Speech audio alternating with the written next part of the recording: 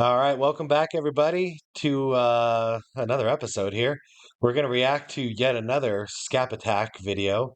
This one's going to be Jordan versus LeBron, the best playoff comparison. And this is something that not a lot of people talk about. Definitely needs to be talked about. And I'm glad Scap covered it. And we're gonna double down on it with him. So once again, check out Scap Attack's channel. All credit to him. And yeah, here we go.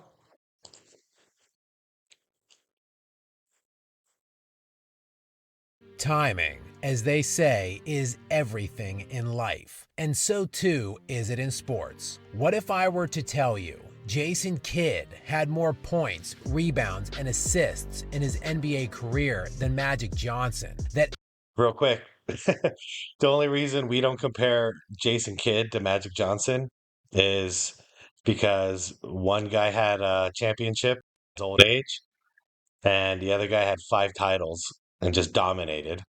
So stat wise, stats don't matter. Like overall accumulative stats don't fucking matter. Because then, yeah, J Kidd's the greatest point guard of all time. And that's BS. It's like saying LeBron's the greatest player of all time just because he has the most points. Well, he also has the most turnovers of all time. What's that say? Elvin Hayes has more total points and rebounds for his career and a higher average per game in both categories than Tim Duncan. And That I did you didn't know that Drew Brees led the league in passing yards a record 7 times in his career? Or that Peyton Manning had 7 first-team All-Pro selections, more than Tom Brady and Joe Montana combined? I see the theme he's going for here, and it's exactly what what I believe. It's about winning. Screw stats. Is Gilbert Arenas the best shooter of all time? No. He just racked up a lot of fucking shots. See, nobody cares.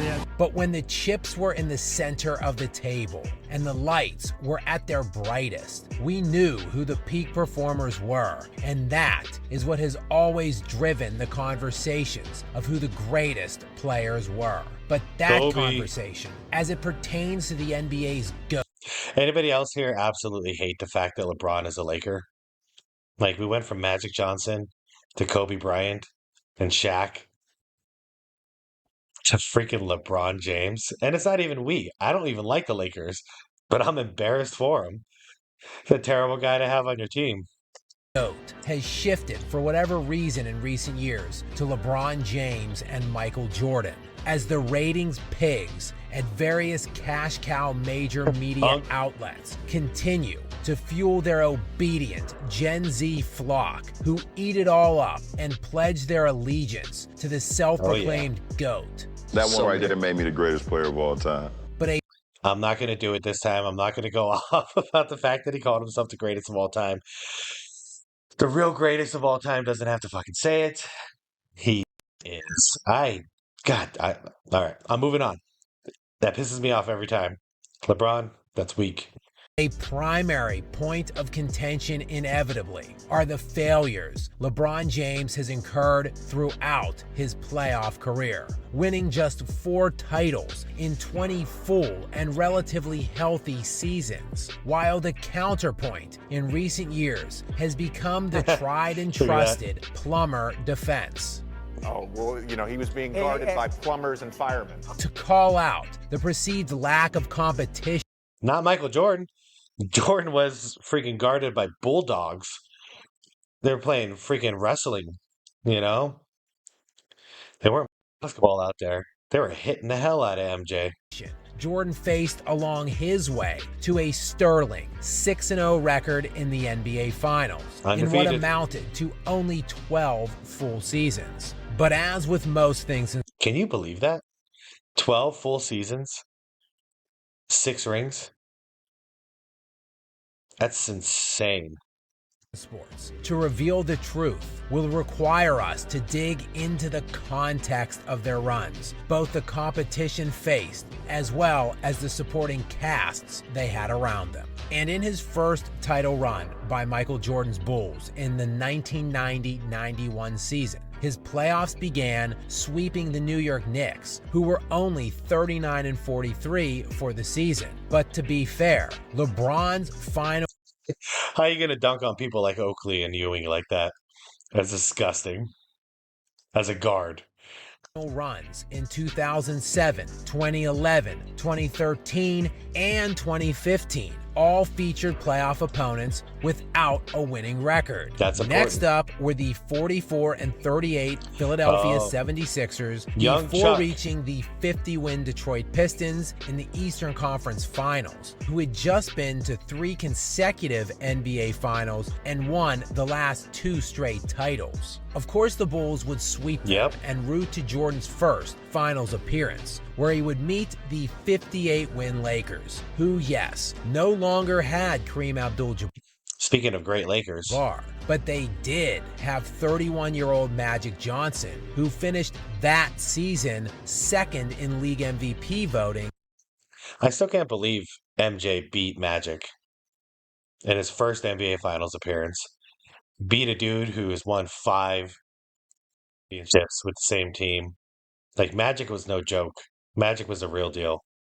As well as 29-year-old Hall of Famer James Worthy, who along with Magic made that year's All-Star game. Who did not make the All-Star team that year was Scottie Pippen, or any other Jordan teammate on the Chicago Bulls that season. But no problem for Mike, as he would beat the Lakers 4-1 in the finals while easily being named Finals MVP. 4-1, and if I remember it correctly, they lost the first game. So they lost the first one, then they went out and just whooped their ass and didn't look back. As he led the team in points, assists, steals, and blocks, averaging Holy cow. 31.5 points, 11.5 assists. Hold on. 31, 11, 6, 2.8 steals per game, and 1.4 blocks. Oh my God. Talk about the best player on the floor, both ends. No doubt. He worked harder than everybody. 6.5 rebounds, nearly 3 steals, and 1.5 blocks per game on 56% shooting. The Bulls were 15-2 during that postseason run, while Jordan would beat Patrick Ewing, Charles Barkley, Joe Dumars, Isaiah Thomas, Dennis Rodman, Magic Johnson, and James Worthy. Yeah, and everybody wants to say MJ didn't face anybody. Like, dude, the East was tough. And then, I mean, the West was tough too. But he had to beat the greatest, all these Hall of Famers on the East just to get to the championship, And then he has to face a monster like this. Throughout the playoffs, 7 top 75 players who are all in the Hall of Fame. And this playoff run is typically referred to as one of Jordan's bad or easy runs. In all, Jordan played 16 50-plus win teams of the 24 opponents he faced during his 6 finals runs. Thus, 66% of his competition across all playoff fields were a 50-win team. Comparing that to LeBron. Oh, yeah, we're going to compare that to the East when LeBron was in there? It's going to be no comparison. LeBron played some weak-ass teams. Who in 4 title runs faced just 7 50-win teams, or in shortened seasons, a team that had a winning percentage, which would have paced out to 50 wins over a full 82-game year. That's 7 of his 16 total opponents. So while Jordan played a 50-plus win opponent 66% of the time during his title runs, Look at that. LeBron only played a 50-win opponent 44% of the time in his championship runs. But I know. The reason LeBron didn't win many more titles is just because he played such drastically more difficult competition than Jordan. Man, and since horseshit. the LeBron fan base likes to talk up his 10 finals appearances, let's expand our examination. I swear, all right, when I was young, I was a Buffalo Bills fan, and we never won a ring, won the title, We kept going to the damn Super Bowl and we kept losing year after year after year. It's where my hatred for the Dallas Cowboys originates, but they weren't the only ones who beat us. The point is, in the 90s, it didn't matter how many times we'd make it to the championship. We didn't win. At that point, I'd rather not make it to the Super Bowl or the NBA Finals than win it. To all Not than win it. I mean, I'd rather just not even be there to begin with. So I feel the same way as a Phoenix Suns fan. I have lived to see the Suns go to the finals twice, and I know they've been to the finals 3 times. They never won it. It didn't mean crap. Doesn't mean shit. 10 of those playoff runs. Surely, LeBron faced a much higher percentage of elite opponents under these parameters. Of the 40 opponents LeBron faced across all playoff rounds in getting to 10 NBA Finals, 23 of those teams won at least 50 games, which is good for about 58% of his opponents. Okay, hold on. NBA Finals runs. Okay, against 50 win opponents. 58. Okay. 23 of 40. 58. Okay. So that's their road to the championship during their finals runs. So Jordan had it harder every time. Basically, that's where we're at. Still less than the 60 Not only had it harder to get there, but then completed the job 6 out of 6 times once he was there. No excuses. 6% of the time, Jordan faced a 50-win team. Oh, but LeBron played a way higher level of opponents. No. Of the 40 playoff opponents LeBron faced in his 10 finals runs, 6 of them won 60 games or more, which is 15% of the time. Okay, hold on again. Let's see. This is when opponents. Is this for the actual finals? No. All finals runs. 60 win opponents. Okay, I get it. So, Jesus. In the 24 series that MJ played in that involved him going to the championship, he played more teams that won 60 wins than LeBron did in the 40 teams that he played in his 10 finals appearances. That's crazy. That's crazy. I mean, that just shows you right there. That's all the Scap could just stop right here in the video because it's obvious. Jordan played teams like elite teams, pretty much double the amount of time that LeBron did. Jordan, however, played 7 60-plus win teams of his 24 opponents, roughly 29% of the time, or nearly twice as much of the time as LeBron. Any way you slice it, Jordan played better teams than LeBron James more of the time, much more during his playoff runs. But who faced the better players? This is a tricky question and impossible to answer in terms of Hall of Fame players, as many of LeBron's opponents are still active. As for instance, he played Kevin Durant and Steph Curry many times in the postseason, but they aren't technically in the Hall of Fame at this moment. Also, how many Hall of Famers someone faced doesn't necessarily indicate how good that player is this season they faced them. For example, Gary Payton was a perennial All-Star, was inducted into the Hall of Fame, and named one of the 75 greatest players in NBA history. Yeah, he didn't win a title in his prime. He won a title with the Miami Heat, actually, his last year. And then I think it goes with that J. Kidd argument. He didn't win a title in his prime. He won a title and then he retired,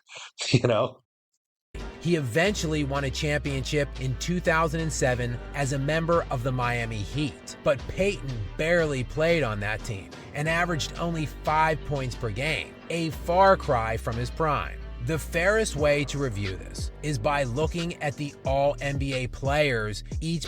Yeah, Jordan beat Charles Barkley in his prime. Charles Barkley's MVP season, his greatest season ever. MJ beat him. player faced for each playoff run. There are 3 All-NBA teams selected every year and only 15 total players selected league-wide. Y'all remember Sean This will Kemp? show elite players faced every year. In LeBron's 10 finals appearances, he faced a total of 36 players during those runs that made an All-NBA. But that's something people don't talk about, by the way. I mean, MJ had to, as an old man, had to beat young Shaq, Orlando Shaq, like skinny muscle Shaq, not fat Shaq, you know? Y'all don't remember Orlando Shaq? Go look it up. That dude, holy shit, dude. That guy could run an offense. He'd run down the court, dribble the ball up the court. Like, forget about it. And it had Penny, prime Penny, pre-injury Penny. NBA team, nearly an average of 1 player per the 40 series he played in. Jordan, on the other hand, played 23 All-NBA Sick. team selected players during his 6 title runs. Also, nearly an average of 1 player per the 24 series he played in during that time. By Nice. percentage though, Jordan actually played a slightly higher amount of All-NBA players en route to his 6 finals appearances than LeBron did in his 10. So MJ wins Jordan this argument played too. better teams with better players and actually won more titles in far less time. But Yep. I mean, that's it right there. Better teams, better players, and he won more. Sounds like a Papa John's commercial. Better pizza, better people. Papa, they're not paying me. surely that is only because Jordan played on so much better teams.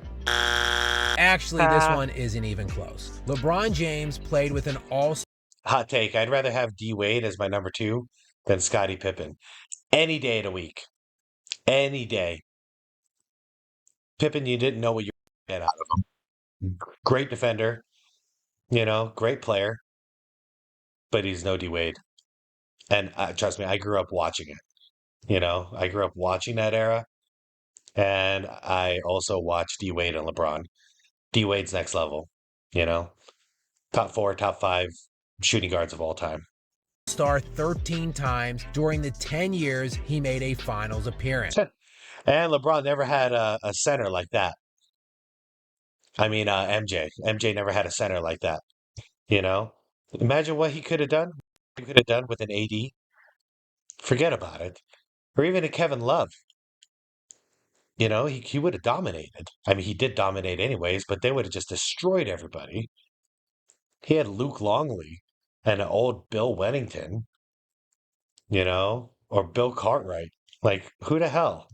These guys were nothing when they didn't play with MJ. They were nothing without MJ. And they kind of sucked with MJ too. No lies. This includes some combination of Dwayne Wade, Chris Bosh, Kyrie Irving, Kevin Love, and Anthony Davis. Jordan, meanwhile, played with an All-Star only 4 times during his 6 title runs, which was just Scottie Pippen 4 different times. But LeBron had to do so much more than Jordan.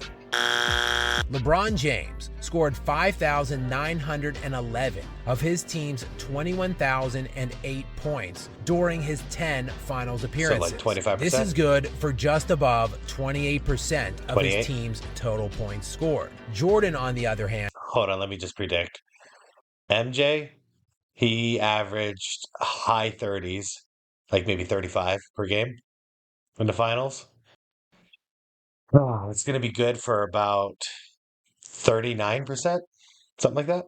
and scored 3,776 of his team's 11,387 total points during his 6 title runs, which is over 33% of his team scoring. Still, man, but I know. LeBron 1/3. is such a great playmaker, such a much better passer.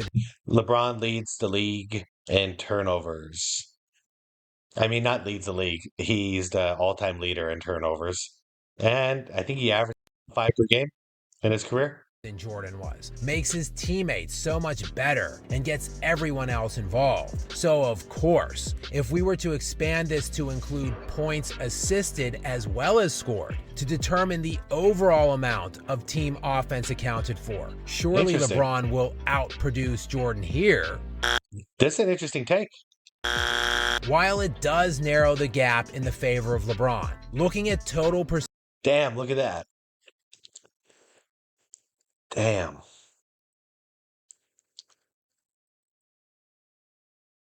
Oh, that's crazy. That's crazy. Screw your assist, LeBron. Going for the kill and win the damn game for your team. You're the leader.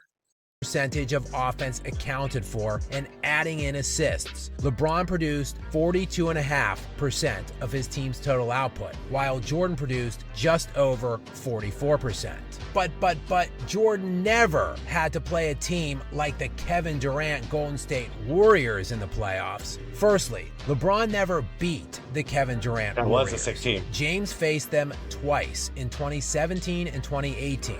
Losing 4-1 and 4-0 in those two series. The better year of the two for the Warriors was in the 2017 season, when Golden State was 67-15. That year, they had 4 All-Stars in Kevin Durant, Steph Curry, Draymond Green, and Klay Thompson, all 4 of which are presumptive Hall of Famers. The only reason LeBron doesn't have... Y'all think Klay's going to make the Hall of Fame? And Draymond? I wonder.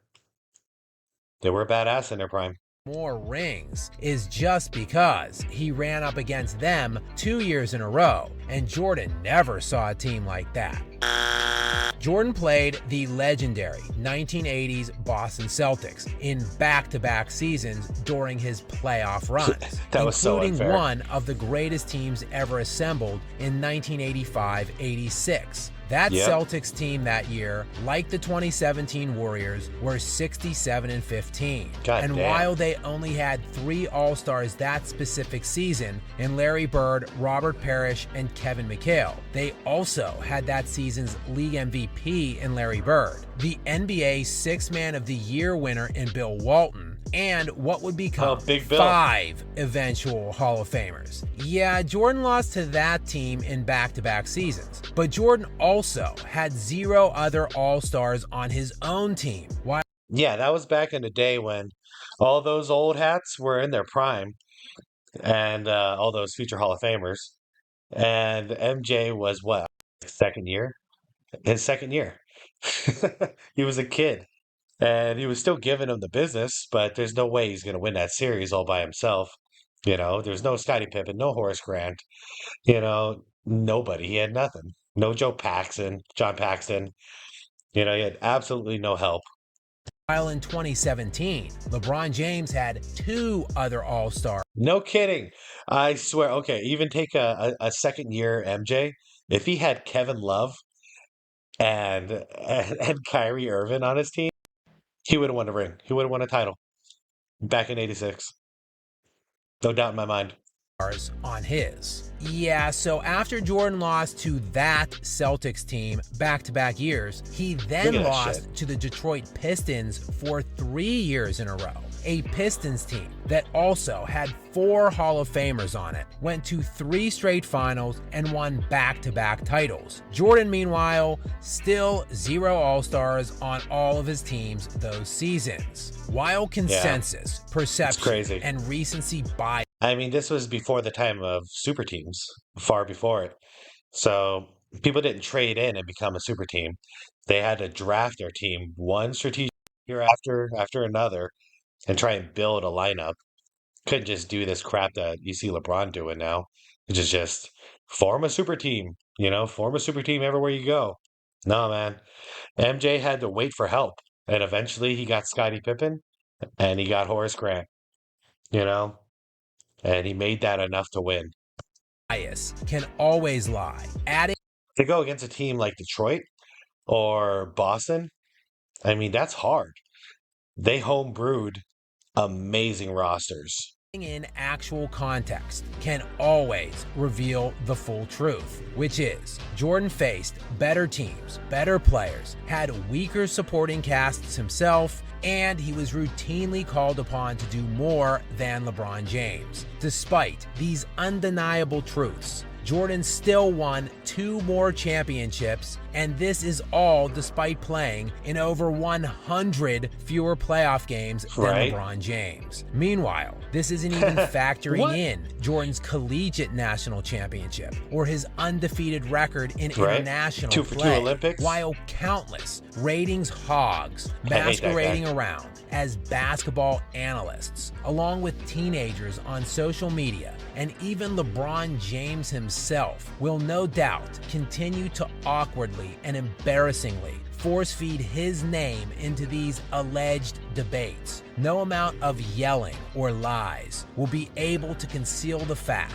this isn't a legitimate conversation, and it never was.